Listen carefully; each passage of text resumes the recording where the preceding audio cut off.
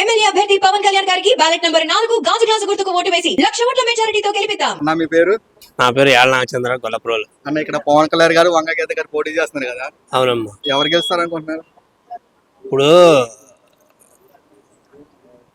ఒక దేవుడికి ముందు ఎవరు ఉంటారండి?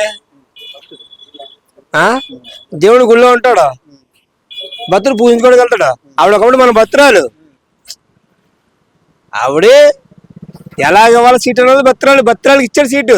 ఆవిడ పేరు మన పేరు చెప్పుకుని ఇవాళ వేరే పార్టీలో జాయిన్ అయ్యి మనకి పోటీ ఎక్స్పర్ట్ గా నిలబడ్డది ఆ గీతా మేడం.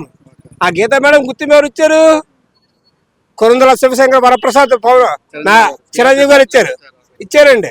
ఇవాళ ఆవిడేదో ఇవాళ కూడా మన ఏదో అంటది, పవన్ కళ్యాణ్ ప్రసారంకి వస్తే చిరంజీవి రక్త సంబంధం గురించి వచ్చాడు, నేను తోడబుట్టిన చెల్లిని రక్త విచ్చిన చెల్లి అంటుంది ఆవిడ.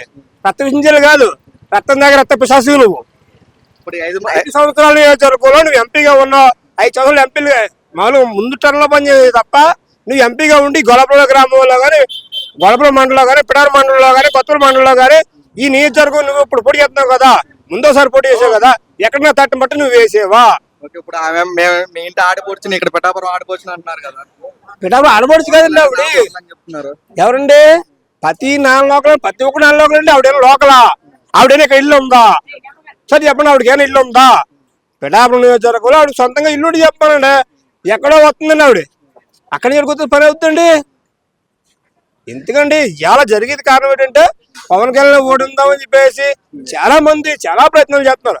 కానీ ఒకటండి, పిఠాపురం నియోజకవర్గాన్ని ఓడించడానికి, పవన్ కళ్యాణ్ ఓడించడానికి ఎంతమంది రెడ్లు వచ్చినా, ఎంతమంది కాపులు రెడ్ల కింద మారినా, ఎంతమంది పద్మనాభరెడ్డి ఒకసారి చూడండి నాకు సార్, ఒకసారి మొలతలు ఉందండి. నేను కాపుని, నాకు మొలతలు ఉందండి. ఆయన గురించి చెప్పాను కదా, కాపులు కింద పర్సెంట్ వ్యక్తి ఎవరైనా ఉంటే మొదలు పద్మనాభం అండి. ఓకే, ఇప్పుడు ఆయన అయితే ఇక్కడ ఒక మండలంలో అయితే పర్యటిస్తున్నారు కదా పద్మనాభరెడ్డి గారు. ఎవరండి?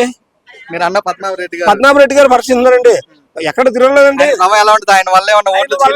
ఆయన వల్ల అండి ఎందుకండి ఒక ఇంటికి పోద్దండి ఆయన వల్ల. ఇప్పుడు ఈయన ఇంటికి ఒక ఇంటికి పోద్దండి, అంతే కదండి. ఏంటండి ఇప్పుడు డబ్బు చేసే రాజకీయం కాదని మంద జనసేన రాజకీయం ఏం అవుదండి. నైట్ మనకి ఇంకా ప్లస్ అవుతుందండి. ఎప్పుడు కూడా వచ్చి ఈ 15 రోజులు, ఈ 10 రోజులు కూడా అంటే మనకు ప్లస్ ఈ 9 రోజులు కూడా. ఇప్పుడు కాకినాడ పార్లమెంట్ ఎంపీగా ఉదయ్ గారు పోటీ చేస్తున్నారు కదా, ఆయన ఎలాంటి వ్యక్తి? ఆయన మంచోడండి వ్యక్తి. ఉదయ్ శ్రీనివాస్ గారు మంచోడండి వ్యక్తి. ఆయనకైతే 2 గ్లాస్ కండి.